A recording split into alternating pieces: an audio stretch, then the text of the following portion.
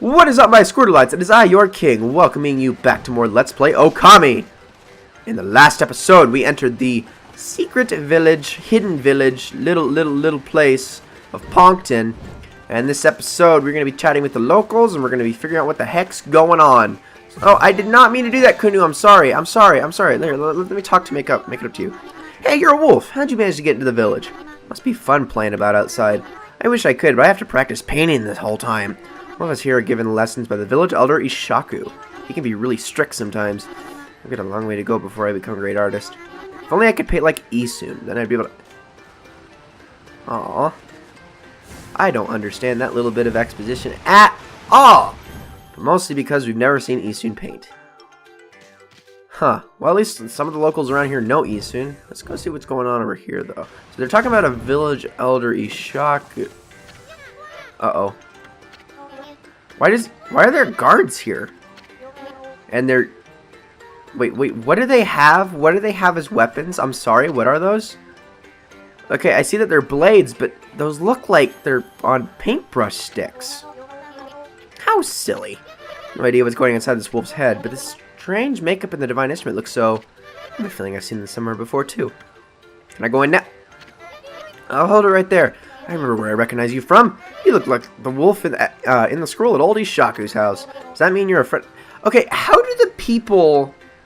Okay, you guys... Let me get this straight. You guys are ponkles, okay? You guys have been around for hundreds and hundreds and hundreds of years and don't die. But the people... I mean, granted, they got it wrong. They call us Shiranui. But the people outside know who I am better than you do. That seems a little fishy. I suppose we better let you in. This is the home of Ishaku, chief of the Ponkles. He's resting inside at the moment. Please go on in. He's old and become quite weak. His eyes are particularly bad, so keep that in mind. Make sure you don't give him any trouble. You know, you guys remind me of some other guards I saw earlier. Just let that sink in. See ya, fools! Okay. I didn't mean that in a mean-spirited way, though, I promise. Yeah, I didn't mean blowing them up in a mean-spirited way. I recognize that smell. Who's there? No, it can't be. But I know that bark anywhere. You must be Ōkami. He called us Ōkami. Daw! It is you. When you departed this world after that brutal battle, I never imagined I would see you again. My eyes have started to fail me in my old age, but I can sense it. I can sense the tears you're trying to hide, too. Yes, go ahead and ignore me. That's the Ōkami I know. I don't know how you managed to make yourself so small, but that rudeness of yours leaves me in no doubt of who you are. I'm no longer the young boy you remember me as, Ōkami. I've grown to become the leader of Pongton. Yes, I am the legendary swordsman Ishaku. And we get his official introduction. Self-proclaimed. I always love that they give the subtitles to the Ponkles, but no one else. I don't know. I think they could have I think there could have been a few clever subtitles they could have come up with for Susanoo. But anyways, you can give me that look, but I know you're impressed. But really, I'm sensing something about you that worries me. Your divine powers have weakened considerably. We're almost there though, dude. You need to give us a little bit of credit. I assume you haven't retrieved all 13 of them yet, have you? No, but I have retrieved 12. Things have certainly changed since we last fought together. People no longer have faith in the gods like they used to, so I suppose it's only to be expected that you're weaker now. It's sad to see you without your old strength. But let me tell you straight, Ōkami, in your current state, you can't possibly fight off the powers of darkness. Uh-huh. So tell me, don't you have a companion traveling with you this time? Is that a no? You mean you came all this way alone? I wasn't expecting to see you with anyone in particular, mind you. Oh, well, never mind. It's no big deal. Why would you even expect that? You guys are tiny and this world is gigantic. I have better chances of running into... I'm trying to think of something else that's slightly bigger. A bunny! No, there's plenty of those. That doesn't work. I don't know. In your current state, you can't defeat the ruler of darkness. We Ponkles always knew that darkness would come one day. That's why we've been training to be celestial envoys. You seem to have forgotten absolutely everything. Celestial envoys are the messengers of the gods. The gods cannot live on unless people believe in them. We Ponkles are the only ones who can communicate with gods. And we train as artists to teach the world their divine power. Then, only the very best of us are chosen and given the honor. the honor of being named a Celestial Envoy. I was the 6th Celestial Envoy when I traveled with you, but I'm old now and I'm not as strong as I used to be. So I decided to take everything that I've learned and teach it to my people. I've been very strict, but it's paid off. Now almost all of them have what it takes to be a Celestial Envoy. So Ōkami, take a look around the village and talk to them. It's up to you to decide who will be the 7th Celestial Envoy. Whoever you choose will accompany you on your journey. Their amazing paintings will show you the world of your divine power. If people believe in you, your powers are sure to return. Then and only then will you be able to defeat the darkness. Okay. Yeah, I just want to say, Shaku, I'm pretty sure I've already got my lucky number 7, but, we'll humor you, I guess. Let's take a look around real quick and say hi to the people around here. Huh? You're a bit small for a wolf, aren't you? It looks like you're wearing some kind of strange makeup. You're the first visitor in this village who has an aponkle. My name's Mia. Pleased to meet you. And this girl actually gets an introduction because she is a bit important. You know, there was a lost child in the forest the other day. She wandered even deeper into the forest and disappeared through the spirit gate looking almost possessed. The spirit gate is a relic that lies deeper inside the forest. It's a strange gate that takes you to another place in another time. But people say that opening the gate invites misfortune. We Ponkles always make sure we steer well clear of it. But when I saw the girl wandering, and there is a typo, by the way, one of 2 that I've ever found in this entire game, deeper into the forest, I decided to follow because I was worried about her. I saw the gate open the moment she stood before it, and then it was like she'd been swallowed up. You think I should tell the elder about this, Wolfie? No, but you definitely have told the right person. Now we know where Lika went. And there's our information we've been looking for. Holy crap. Can I get... Oh my gosh! How long was I stuck on the wall for? Holy crap, that was amazing. Let's go talk to Ishaku one more time, because I just need to break the news to... I can't pick someone else. What is it? Ignore me again, are you? Doesn't matter, I can tell what you're thinking anyway. You're thinking about the Spirit Gate, aren't you?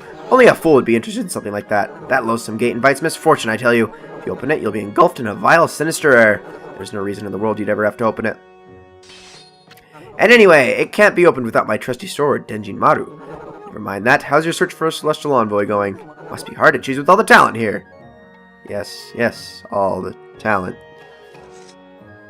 Wait, is there something you want to tell me?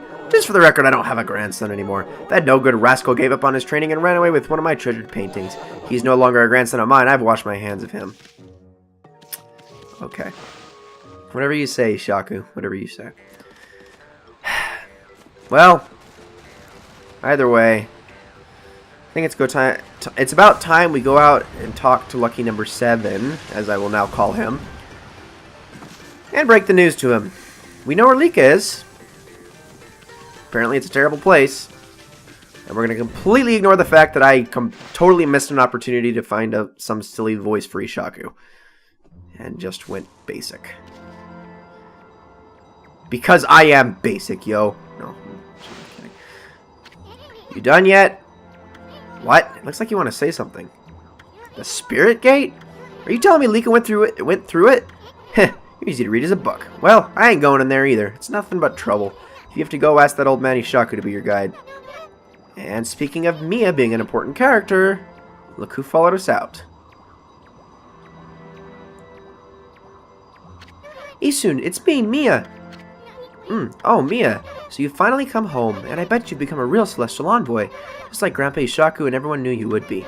But why won't you come into the village? Oh, I get it. You don't want to go see him, right? Put a cork in it. What? And what's with this Celestial Envoy business? Give me a break. What good would it do to become something like that? I'd rather live happy and carefree. I can't believe you'd say that. So does that mean you don't paint anymore? The Ponkles are supposed to help people believe in the gods. Otherwise, the gods will remain forever powerless, remember? I said put a cork in it. If you like painting so much, go for it, but you can count me out. Go hawk your silly ideas and harebrained plans somewhere else. Soon. Go away, we're busy. We have urgent business beyond the Spirit Gate. What? Listen, I don't have time to help you with your boring old paintings. Let's get out of here, Ōkami. Soon, wait. Hold on. Soon, are you really going to the Spirit Gate? Are you trying to find a little Owina girl by any chance? Come on, Ōkami, we wasted too much time here already. Let's go already. I feel bad just leaving her like that. She's such a sweetheart. Okay, we'll just do what Isun says, I guess. We'll come back and visit another time. So as I said before, there is a whole second part of Yoshpet. Inner Yoshpet. This part, don't have to worry about it as much. You just have to worry about the treasures here, okay? Don't worry about anything else going through here. So this is actually not as hard to make it through. Okay, I mean, the spirit gate is further on this way. Even we Ponkos hardly go that far into the forest. Nobody knows when it was made or even who made it. They say that opening the gate only invites disaster. But I doubt we'll find any curiosity seekers around there. After all, no one but the chief of the Ponko clan can open it. Plus, the road to the forest depths is like a Wait, Isun, if only the chief can do it, then why are we going? You can't do it. It's even more confusing than the part Kai guided us through. But if you're really bent on going through here, I'll be your guide. What's it going to be, Ami? Let's head to the spirit gate. Now, this is the part that I want to say... And we're getting all of my problems with this game's story right immediately in like a 10-minute period. I love this game's story. Don't get me wrong. I think it's the best story I've in video games. I think it makes you fall in love with the characters better than any other video game ever. I think it just does a really good job of telling its story. It's fantastic. But gosh dang, this part feels very lazily written. I'm sorry, it just does. There are quite a few plot holes in this last arc of the game, and almost all of them revolve around everything that happens here in the Yoshpet area. It's kind of annoying to me, honestly, because it's so... They feel very blatantly obvious, and I guess they're only amplified by the fact that the rest of the game has been so just on point up until now that it throws you off, and then you're like, oh, wait a minute, what? That doesn't make sense, and a lot of that. For starters, Isun says only the chief can open up the spirit gate. Well, guess what? He actually is able to open up the spirit gate, and he never explains why or how. He just is able to do it. That part kind of frustrates me. Other thing that's kind of annoying, there's a line that Isun's going to say coming up here in just a minute, where he says, man, old man Ishaku would sure tan my hide if he knew what I was about to do. He never has brought up Ishaku once in this entire story until after we meet him. Either he is implying the fact that we now know exactly who he is, at least Isun's saying so, or it just suddenly comes out of nowhere. It feels out of place. It feels out of place, but at the same time it doesn't, I guess, because, we just met Ishaku, so now it actually would make sense for him to say it.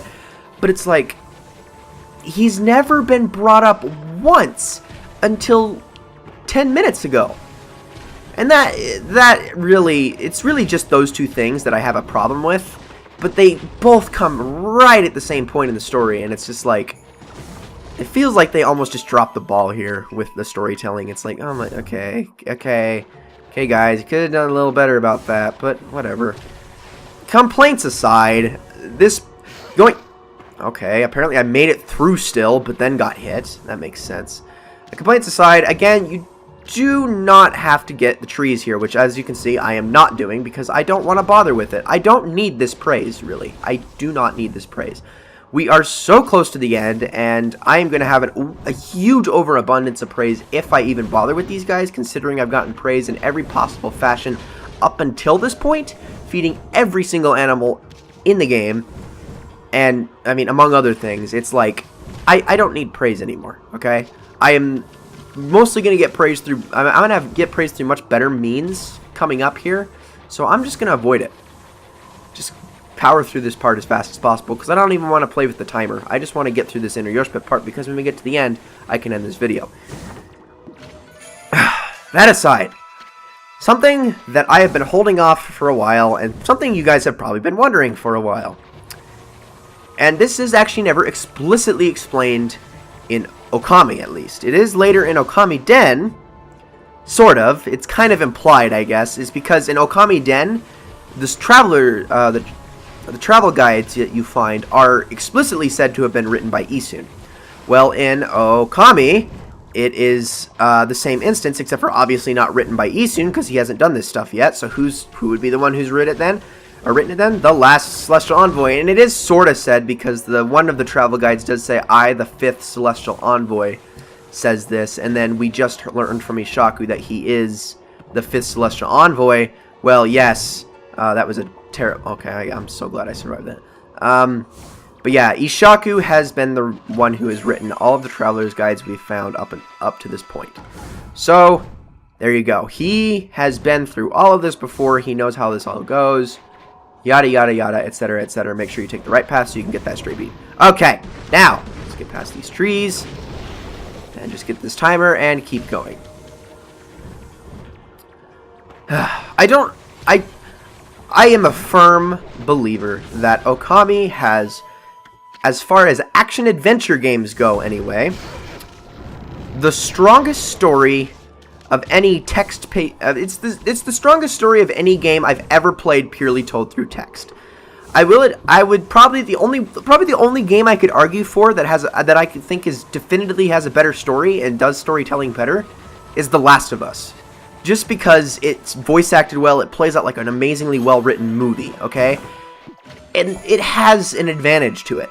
As far as just having text, no voice acting, nothing, I think this game does it better than any game ever. Ever. Well, there is one other, but that one's different, I guess. And my love behind this game is not even purely revolved around its story. It's the fact that I think it's just good in every aspect, no exceptions.